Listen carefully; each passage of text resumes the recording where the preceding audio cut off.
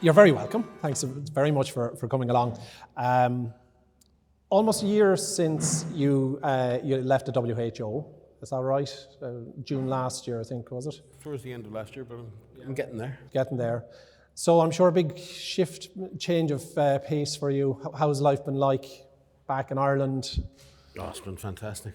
It's been 30 years, going to come back. It's been fantastic to be home, but I've probably gotten myself as overcommitted as I've ever been in my life doing stuff for many different people. But no, it's been fantastic to be home. Be with my kids anymore, and my grown-up children, obviously. My mum, who's 86, and just friends and family, and it's something you miss. You sacrifice it when you're abroad, but it's something that you really don't know you're missing it until you have it back. And I'm just sort of enjoying wallowing in my own sort of west of Ireland lifestyle at the moment, Yeah, it's an adjustment, but like you said, you don't miss these things until you're back and experiencing them, and daily life takes over. Learning to say no, I'm sure, is a skill that you have to develop. We'll obviously talk a little bit about COVID and the role that you played there, but as I mentioned, you have a huge amount of experience in global public health, and we have to learn from that. And we'll talk about that in a moment, but maybe take us back to the very beginning, because you started off professionally as a trauma surgeon, it's a little bit away from epidemiology and infectious diseases. How did you get started early days? And I was training as a trauma surgeon. I wasn't fully qualified. I had worked in Scotland in traumatology and orthopedics. And I was on my way to Australia to take up a residency at the Royal Prince Alfred in Sydney. I think if I had gone there, I'd have stayed forever. And I stopped off in Iraq at the time because the Royal College of Surgeons had some kind of a collaboration with the government there. It was 1990, and I accepted to go there for 6 weeks to be a resident for a neurosurgeon, Sven Erik Boersen from Denmark. And things were quiet? Things were quiet until at that about stage. 10 days after I arrived, and Saddam invaded Kuwait. And our hospital was immediately turned from being a public hospital into a private regime hospital, in effect. So we spent 6 months there, and I had the unfortunate luck to be in a major car accident, and I fractured my spine in 4 or 5 places. So I ended up eventually getting back to Ireland with wrapped in plaster from my neck to my bum. So that was the end of my surgical career. At that time, I didn't know it at the time, but it became the end of my surgical career. So my trip into public health was not a direct choice. It was life. It happens to us all. Sometimes we're given no choice and you have to accept it. But I had worked in Africa before that, and certainly my life in Africa as the doctor, the thing you needed to be was the surgeon, or you needed to be involved in public health. They were the two areas where a doctor could make a difference. So I thought, I'll try public health for a while, and so I did, and that's how I transitioned from one to the other. I remember after doing my master's in UCD, actually being invited for an interview at the Public Health Laboratory Service, the Communicable Disease Surveillance Centre, which is now the Health Security Agency of the UK. Been very nervous going over as an Irish person to the interview. Arrived in London on the day, was very early. The place is in North London. Decided to walk around Oxford Street, down the streets, the side streets. Next thing, massive bomb alert. The IRA blew up John Lewis's. All the underground shut down. Everything shut down. I'm now 10 miles away from where I'm supposed to be. There are no taxis. There's police all over the street. And this young Irishman with red hair is heading up to be interviewed, right? So I eventually arrive half an hour late, sweaty, just completely disheveled. And the lady says to me, "It's okay, Dr. Ryan, it's okay." She said, "The interviewers aren't here yet. They're delayed. They're stuck on the underground," right? So we had to wait for the interviewers to come in equally as disheveled, and they interviewed me. And I remember Norman Begg, who actually moved on to work in industry, I think he still does, Storm and Norman, we used to call Norman.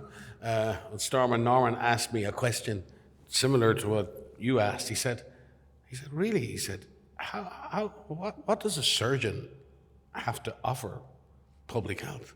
I'd never been asked that question before. It was my first real interview in public health. And I remember being totally taken back. And I said, well, look, I've spent my career up to now in emergency rooms where you have to act on 30% of the information that you would want before you act. Someone's abdomen is swelling or someone's Glasgow Coma scale is going. You have to make decisions with less than perfect information and you have to act. And I said, I think outbreak response is a little like that. I had no experience of outbreak response. But anyway, I got the job.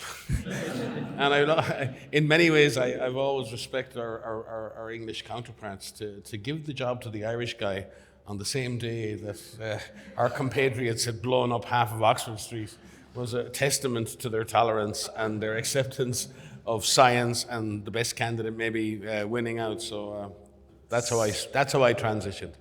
Yeah, it's a tough background to win an interview panel. You were behind before you started talking, but so that got you in the door in public health, and I presume there was a bedding in period and kind of, like you said, you'd studied the Masters in Public Health, but on the job is different. As you're saying, academics, as an academic myself, I'm allowed to say this, we tend to like the opposite of what you're talking about there. We like to have more information than necessary sometimes to make a decision or to do something. How did you find that transition into the public health space? Well, what I enjoyed was the rigor, the stepping back, and within the public health service in the UK, there was a real movement in the aftermath of the big foodborne outbreaks. They had massive flu outbreaks in nursing homes at the time where many, many people died. There was a huge controversy over population health and was there any protection for the population beyond the individual. So the whole unit was built around that idea of quantitative population medicine.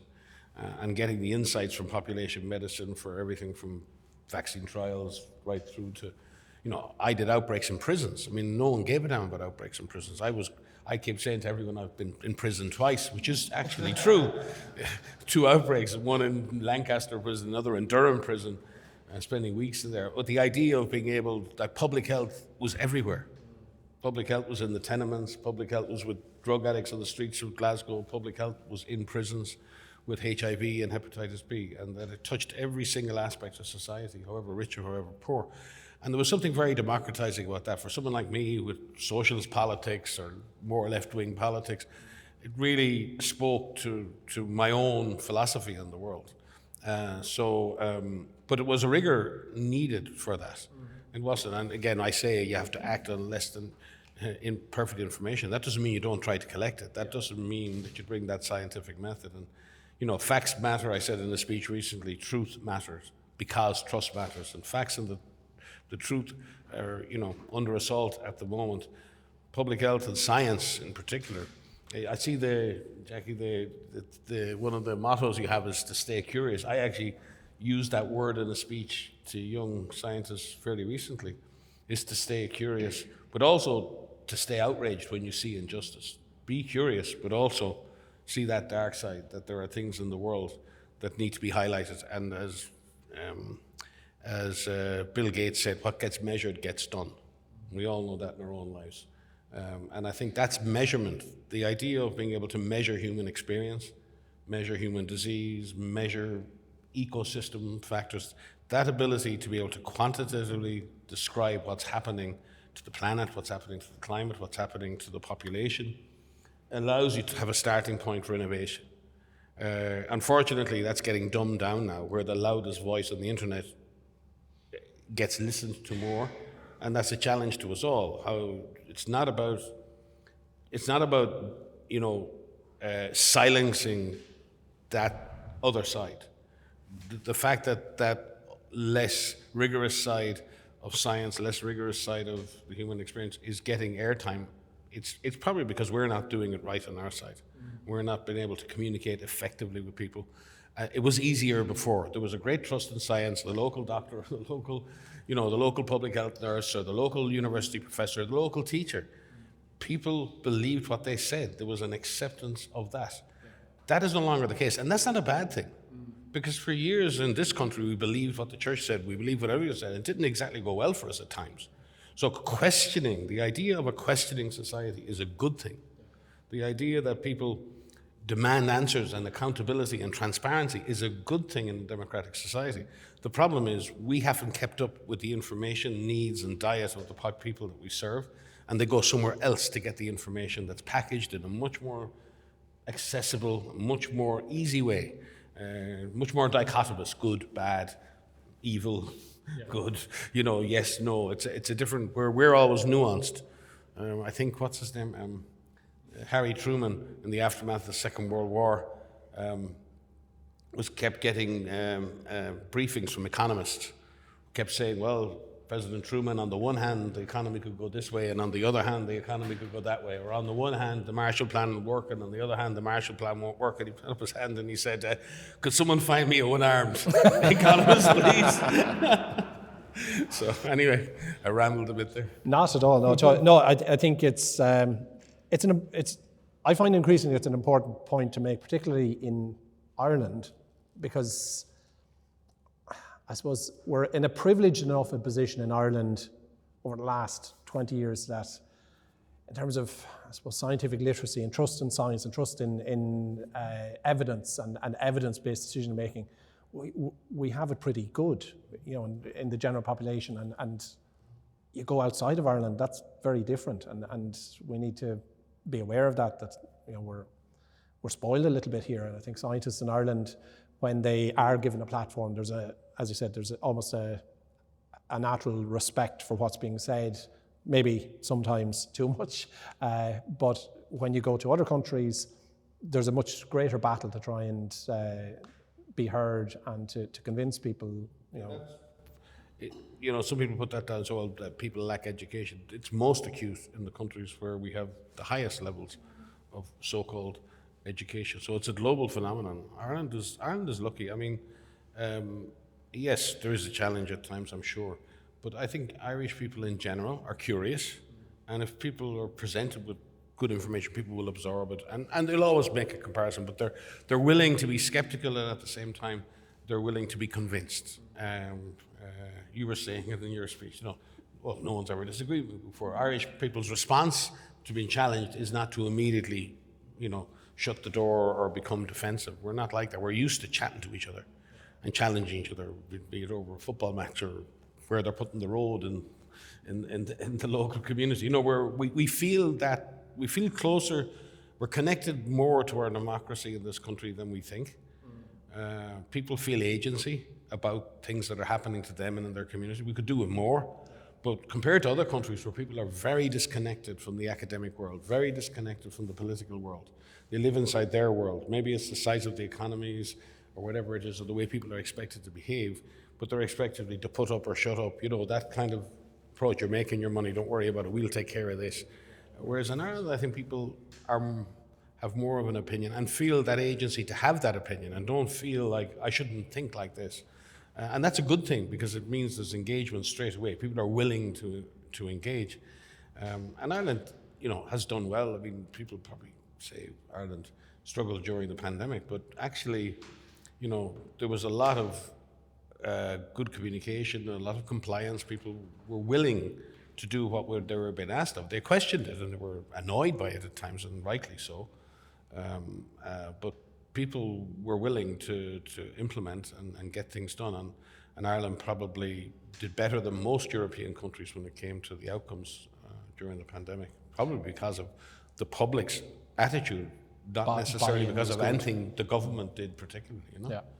I'm sure it's very frustrating for you, but again, I suppose it's human nature always to look at decisions taken historically or a point in time and judge them by retrospectively and all of the, and it's really important to, like you say, to understand there were so many unknowns early days. Maybe you could talk about that, I suppose, the early days of COVID, and obviously you had the eye behind the curtain. When did it become apparent that this was building to be something that was going to have global ramifications? Well, like all new or emerging diseases, once you have a disease that's determined to be new, you don't know where it's going. And you're basing a lot of your experience on what happened before. And so for example, the current Bundabujo outbreak in Congo is an unusual strain of Ebola. It doesn't happen very often. There's only one major outbreak. So to make absolute assumptions on its behavior based on all the other Ebola Zaire outbreaks, yes, it's good to base some of your response on what happened in other Ebola outbreaks, but to base the whole response on that is likely to get you into trouble. So, I mean, once we had a virus that was spreading by the respiratory route, once we started to see the numbers start to double very quickly, we knew we were in trouble. The original SARS, it never reached that. The original SARS-1 in 2003 was essentially a nosocomial outbreak. If you take out the community figures out, most cases were associated with healthcare. Even in Canada, the community people who got sick were mainly Filipino volunteers who've been working to go in and support an emergency room. A lot of people in Vietnam, a lot of people, it wasn't a community outbreak, it was mainly a hospital, healthcare-based outbreak with extensions into the community and some super spreading events. The virus wasn't fully competent at rapid human-to-human transmission. Although the world at the time said it was, and it was panic, and we managed to hold the line and say, no, we can contain this with traditional methods. It was challenging in the case of COVID because the data was so hard to get at in the first couple of weeks. In the first few days, there was a lot of transparency. We were getting the information, and then everything shut down. And then there was nothing. It was just, radio silence and deep frustration. I remember in some BBC documentary, there was a recording of me which purportedly said we need to protect China or whatever. And it was actually, when they played the whole thing, was me roaring at one of the staff members who said, well, how are we going to protect China? And I said, the only way that we can protect China and China can protect itself is if it gives us the bloody data, So there was a period, and that happens in a lot of countries. You see it in Uganda in the last outbreak. You saw it with the case of Ebola that went through UAE in the last couple of weeks. Governments have an initial urge to say something, to be transparent. And then governments start thinking about the consequences of that. And then there's a second phase where they shut down and try and control the information. At the beginning, they're not in control because it's a doctor at a ward who picks up a phone or writes a press release or says something to the local media, we have 10 cases of unusual disease. And it takes the state a few days to react to that. And it can go one way or the other. It can decide to be transparent and try and quantify what's happening and reassure people through good numbers, or it can stick its head in the sand and wait till it gets kicked up in the arse. That's the way it is. And that happened at the beginning of the pandemic. There was a period of maybe 2 weeks when there was very little information. And then we managed to get our own people onto the ground in Wuhan, and within a few hours, it was clear that it was much more extensive in terms of the numbers than it had been. And that's one of the problems of the early part of an epidemic that could become a pandemic.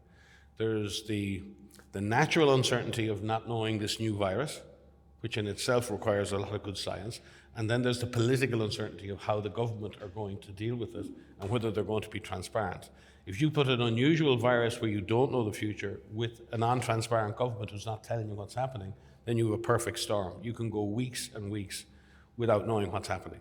And that happened with MERS in Saudi Arabia. It's not, that happened in many, many circumstances. Cholera, WHO has huge trouble still saying the word cholera.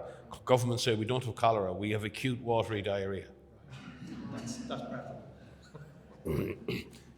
So the lack of transparency historically from governments around infectious diseases is economic. It's based on the fact that governments have learned in the past that they will be punished by other countries in terms of trade and travel if they come clean about an outbreak. I mean, we had a Rift Valley fever outbreak in Kenya and Somalia in 1997, I think I was involved with.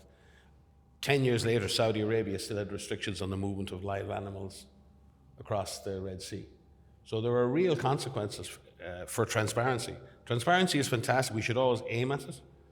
But governments aren't going to be blindly transparent, because they'll consider what are the economic, political, and social costs of being transparent. And that was a big problem at the beginning. But we all knew by the time we got to the middle of January that this thing was moving too fast. And, Yeah, I remember giving a lecture where we'd have a lot of international students. And I remember walking in, I think it was the last week in February, and there were 2 Chinese students sitting in the front row wearing face masks. And that was, for me, there's something going on here. And we went on a 2-week break, and we were never back in the lecture theatre after that. That was it. The whole strategy of lockdowns, and again, in this, I suppose, this narrative of rewriting history, and again, you don't know what the mortality rates are going to be, you don't know what the infection rates are going to be. It wasn't straightforward, and again, there was a narrative emerging about the WHO instructing governments to have lockdowns. That's not the way things happened. No. You won't find a single reference to lockdown in any WHO document anywhere. You never see a quote from anyone in WHO advising lockdowns. Again, it's the knee-jerk reaction. Governments reacted politically to what they thought would be a collapsing health system and collapsing economy.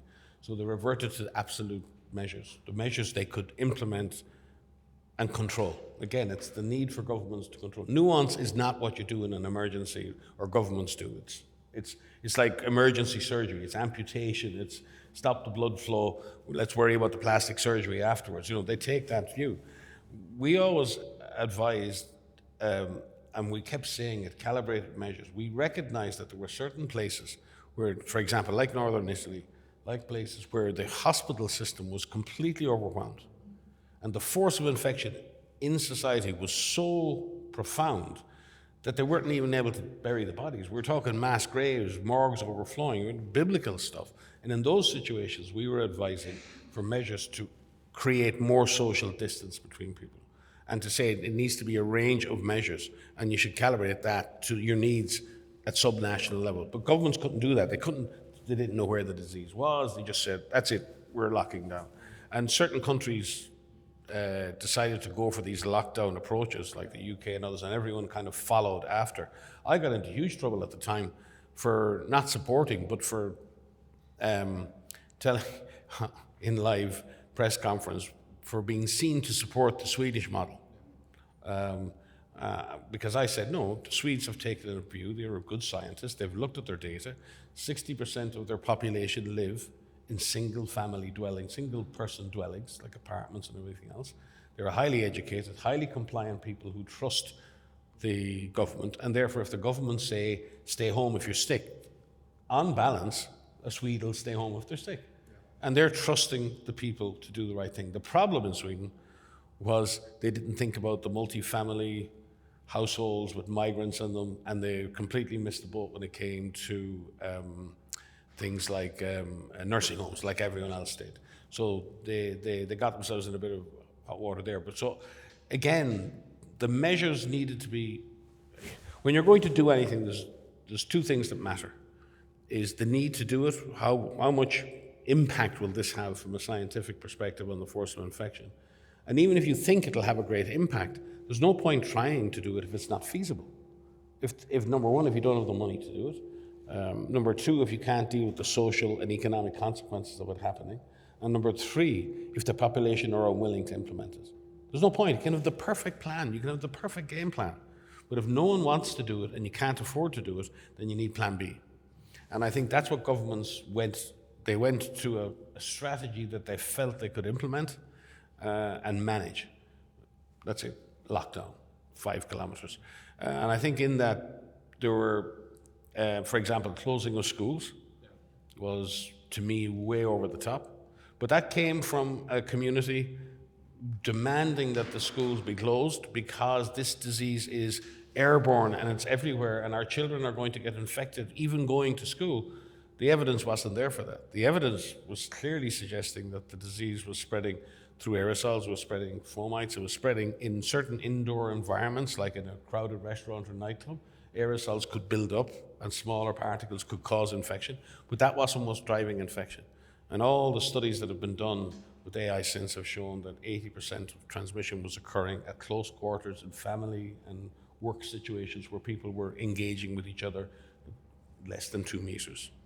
But because of this perception, or at least projection, that this was an airborne, in the measles sense of the word, virus, that it was everywhere, you couldn't protect yourselves, masks don't work, blah, blah.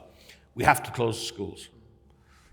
Interesting, a lot of that community happened to be consultants for the ventilation industry. So, fantastic. Some of the biggest proponents of this ended up working with ventilation. Not that the ventilation is a good industry. I installed HEPA filters in my own house, mechanical ventilation, because my son had asthma, and it had a remarkable impact on his life. So I'm not at all against the idea of ventilation, but the idea of retrofitting every building in the world during a pandemic was just not feasible.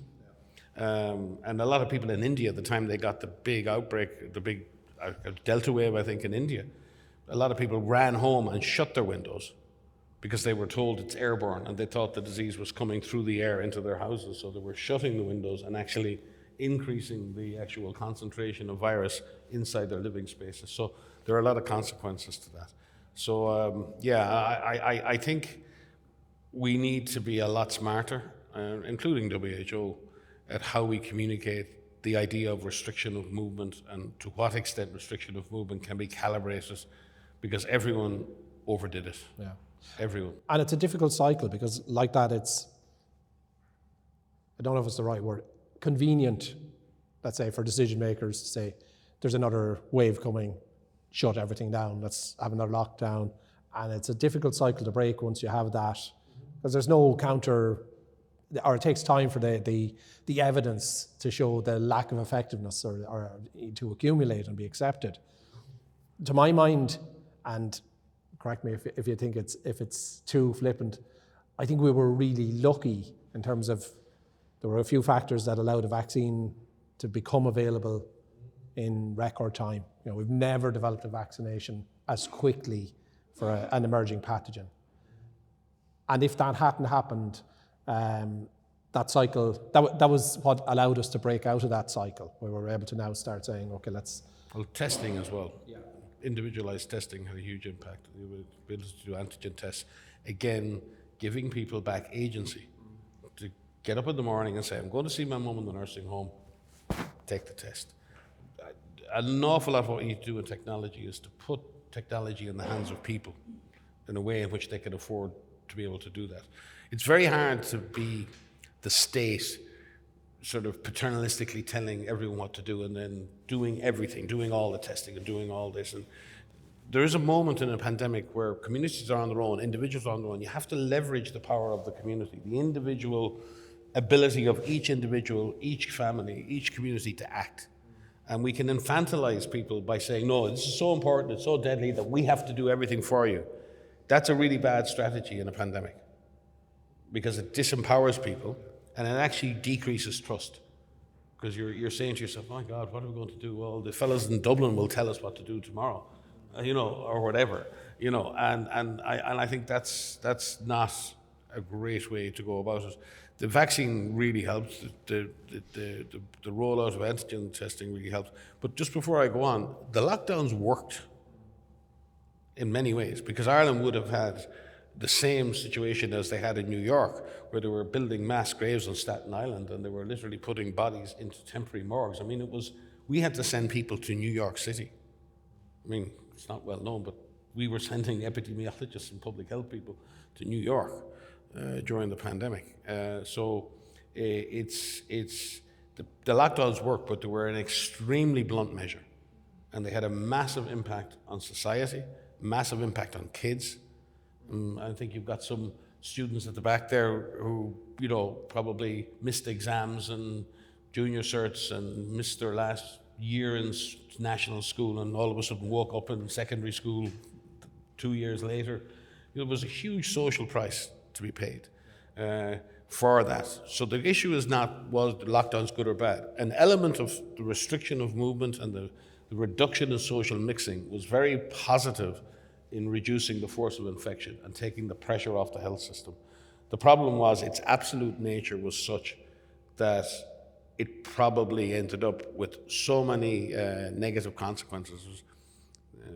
Richard Cash was professor of public health at Harvard. He was one of the inventors of oral rehydration solution, which probably saved more people on this planet than any technology in history. Richard just said to me, he said, Mike, he said, you have to refer everything you do on public health to the Department of Unintended Consequences before you do it, right? Because when you're interacting on a population level, it's like vaccines. There's one thing with the drug for a disease. There's only a tiny proportion of the population will ever take that drug. So therefore, you're concerned with them. When you use a vaccine, everybody is involved. So even a small side effect, even a small adverse event, even the most, outlandish of black swan events can destroy a vaccine's reputation, destroy a vaccine's profitability and other things. So I think the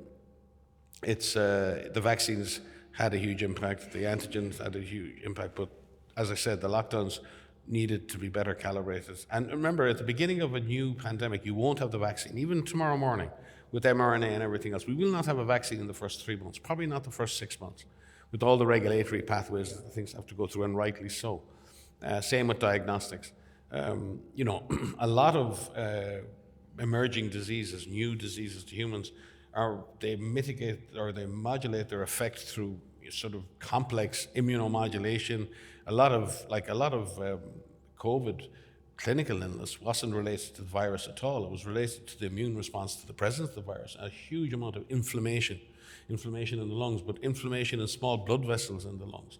And that's why you saw a lot of cardiac impacts, neurologic impacts, because it caused a generalized inflammatory response that affected small blood vessels all over the body.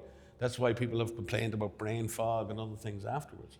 So in effect, COVID-19 was an inflammatory disease triggered by a virus. And very often, Ebola is exactly the same. In Ebola, the first 5 or 6 days, person gets sick, they look like they have malaria, they've got diarrhea, they're not bleeding, they're very, very ill. And all of a sudden, they wake up on day 4 or 5 and they ask for breakfast, and you think, wow, the person's going to get better. And about half of those patients will go on to get better, and half of those patients go over a deep end and they get DIC, disseminated intravascular coagulation, which is essentially an immune cascades are all triggered. And that they die effectively of an autoimmune disease. And that's why they bleed, because they use up all their clotting factors in this massive immune response to the presence of the virus. So we may be better served, for example, we're here in the Midlands Science Park and all this innovation, in the first 6 months of a pandemic, what we're very bad at doing is modulating that immune response. And there are potential ways of doing that. And there's also the whole clinical supportive care. That was very poor at the beginning of COVID in a lot of situations. A lot of people died who didn't need to die because, in fact, there wasn't enough intensive care beds, nurses were overwhelmed, there wasn't enough ventilators at times. We didn't have the basic infrastructure in place to deal with a mass casualty situation everywhere. Our principle of mass casualty management is to respond in the local area and then send people out to the other areas when the area affected gets overwhelmed. Well, in a pandemic, everywhere is overwhelmed. So you have to have an inherent capacity to react to a scaled up requirement. We would have saved a lot more people had we had a much better, less stressed healthcare system, with less stressed nurses, with more PPE, with more ventilators, the simple stuff, the non-sexy stuff. We'd have done better if we had done that. And we'd have done a hell of a lot better if we had addressed issues like obesity, issues like lung disease and others. Because most people who died because they had underlying conditions, which essentially the COVID, the SARS virus just exploited. And it triggered all of this. The immune system is already primed. Yes, and people are already compromised in terms of their cardiac or their lung health. So a lot of those people, and you saw this, it went through nursing homes, like a brush fire. It was horrific for anyone who had relatives in a nursing home. It was terrible. It was really bad. And when we look back at the real history of the pandemic and where the trauma was, there was a lot of trauma having to, I had one member of staff whose wife called me up and says, you have to take him back. Right. Because they were at home. And she said, if he stays there another day, I'll kill him. So, there was a lot of stress in communities with that mixing and kids not going to school, and there was a lot of stuff. And that trauma is there. But if you want to see real trauma, those frontline nurses in hospital facilities, those frontline workers in long-term care facilities, they went through hell, absolute hell. And I don't think they've ever received the adequate counseling and support since. Many of them are still traumatized. Many of them left the industry because they couldn't take anymore. So there are sections of our scientific community who were deeply traumatized by the pandemic. It is, and I suppose it's unfortunately human nature is that the next thing happens and then people tend to move on and forget all the sacrifices that were made and, as you said, the trauma that people went through and the horrible decisions that had to be made and the day-to-day experiences. You've mentioned a couple of times that we need to learn and thinking ahead, and obviously a lot of your career was pandemic preparedness and epidemic preparedness.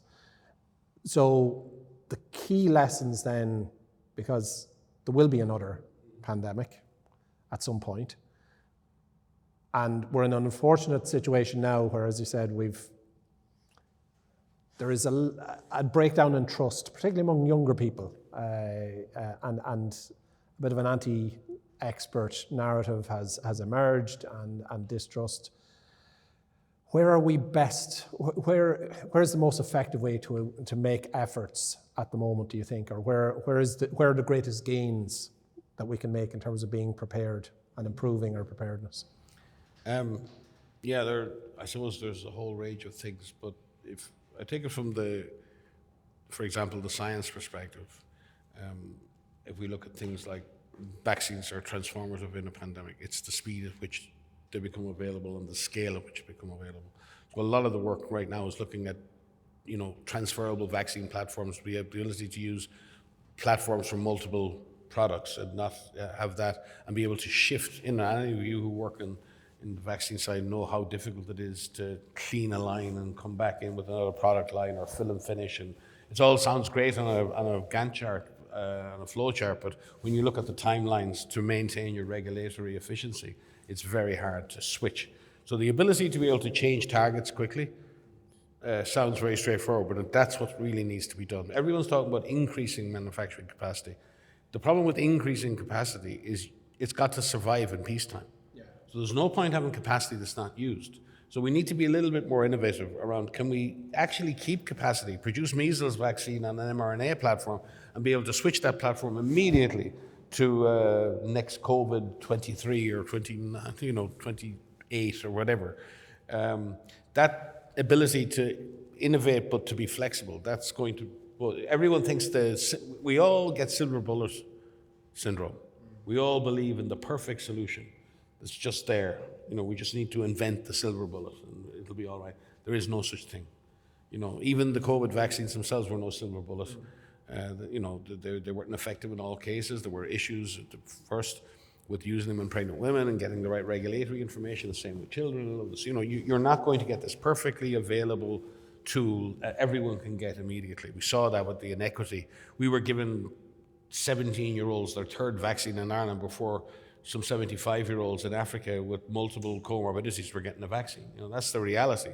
So there's an equity issue. So if we look at issues like innovation, scale up, and then look at equity, I think there's enough answers to do it.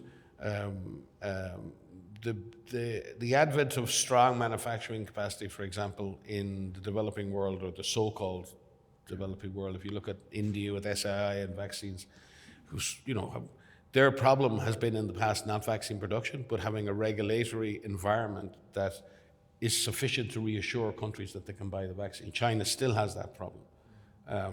Cuba has that problem and others. So there's a huge investment needed in regulatory sort of structures in many of these countries.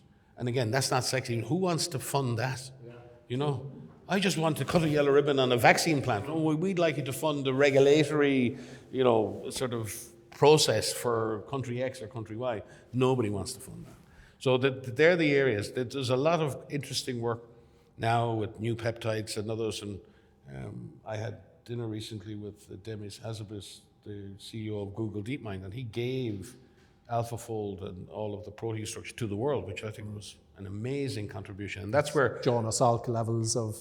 incredible contribution. And that's where the private sector public sector work well together, as the private sector was able to go and innovate to develop that, but then brought it back in, gave it to but if you look at things like now we have literally millions of peptides we can look at. The question is, can we turn them into the kind of products that are needed, particularly around immunomodulation and all that sort of stuff.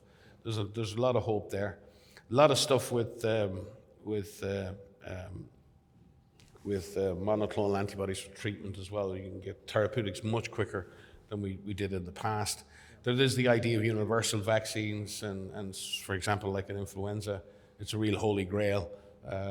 And so we've been looking at particular proteins on cell surfaces, which is great. But maybe there are, other proteins that are better conserved and not as variable, and we can actually have a more universal vaccine against flu. All of those things. That's the innovation side. Then there's a financing side. You have to be in a situation in countries to be able to inject a lot of money really quickly in a pandemic into society, into social measures, into the economic measures, into reassuring people they're still going to have a job at the end of this. People are worried, they get very frantic, you're telling them to do things, and at the same time they've been told they're not going to work anymore. They have no idea the job is going to be there in 3 weeks' time, and they get very resentful. So there's a lot of zero-day pandemic financing that will be needed. And I know the World Bank are looking at that now. How do they create a special fund for that zero-day financing? Pascal Donoghue's Irish new managing director at the ex-Minister of Finance here, I know he's very exercised with that idea. And I think that has to be dealt with, because a lot of countries struggled. They didn't have that financing, so they didn't get into the queue for vaccines early enough. They didn't get into the queue for PPE. So, you had knife fights on the airport runways over PPE because people were coming in and literally offering an extra $1 million for that plane. I'll take that plane. But that's supposed to be going to Barbados. No. It's going to Spain or it's going to somewhere, So there's a lot of work to do there. That sort of area around supply chains and logistics, financing and all of that. And then the third area is the area that you're most occupied with in Midlands Science, and that's public communication, because the society is not ready for the next pandemic. It's less ready than it's ever been. It's been through a terrible trauma. It hasn't made anyone less ready. It's made everyone more cynical and more fretful about what might happen. And I think the era of really strong public communications is so necessary. And I know that it's very hard. Again, you can't get funding for this, but it is absolutely crucial. And I don't think, young people, I think actually, in my experience over the pandemic, the most resistant and most difficult people to deal with in terms of vaccine hesitancy were 30 to 50-year-olds, not the younger. Younger people are open. They want the information. They're willing to engage. They're doing it all the time. It's actually strange. I think there's this idea, I saw it in Ireland. I came on radio here at one point, and they were giving about young people in Galway out doing this, and it was young, and all of a sudden there was someone to blame, and the politicians all jumped on board, so we could all get together and blame the young people, right? It's really a knee-jerk in society, right? It wasn't. The real hardcore for me were those people who were politically influential, financially active, and they had an inordinate effect on politicians and others because they were economically powerful, and they had very strange attitudes to vaccine, many of them. And I'm not against, I'm a skeptic like anyone. I don't believe, I will not put something in my own body. I will certainly not put something in the body of my children without asking questions. Skepticism and questioning is good. It should be encouraged. It's not about shutting down the conversation. It's about starting the conversation and giving people the information that they need. And that sounds easy. And it is easy on a one-to-one, but it's very hard to engineer that at society level. It means making long-term investments in that whole public communications infrastructure. You can't come along on the first day of the pandemic and say, we're all here now to educate you all about it. It has to be something that's happening all the time. And that's why, Midlands Science and things like it are so important. I have my own Kate. I don't know if Kate's going to speak here. I have my own Kate doing her PhD in Galway as well, and she still, years later, does Science Explorers at the weekends. Even though she's doing her PhD, she did all the way through college because she was exposed to Science Explorers in her school, in her national school. Yeah. And she still carries that through to today, because as a young girl, science all of a sudden became... part of her worldview and part of horizon. Yes, and I think that's more the norm amongst young people. They're curious. They want to understand the world, and we need to, rather than say set ourselves the task of trying to engineer how they think, what we need to do is capture their enthusiasm, capture their curiosity, and get them doing that for us. I mean, there is no better person than a young person around the kitchen table challenging the views of the rest of the family, right? No one better. We've got agents in every single house in the country, right? We need to be using them. I think that's a good place to wrap up the chat, because there are a myriad of things we could. I made a commitment to Jackie. We wouldn't say the T word at all. I think we've almost gotten there without mentioning that person.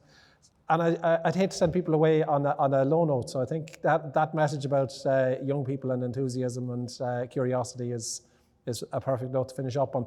What I would say to you is we've a 12-year-old boy now at home, and it always sticks in my mind where during COVID, the daily briefings would be on and we were trying to insulate the kids, and you'd shoot them out of the room and mommy and daddy are going to watch this, you go and play something. And they happened to be in there and you came on the screen, and I remember him turning around and saying, "That man's from Ireland." And it always stuck with me. And the smile it brought to his face, and it just, I don't think it's overstating it. We do take huge national pride in you as an ambassador for Ireland and all the things you've done. And I'm sure there's plenty more great things to come ahead as well. So thank you very much, Mike.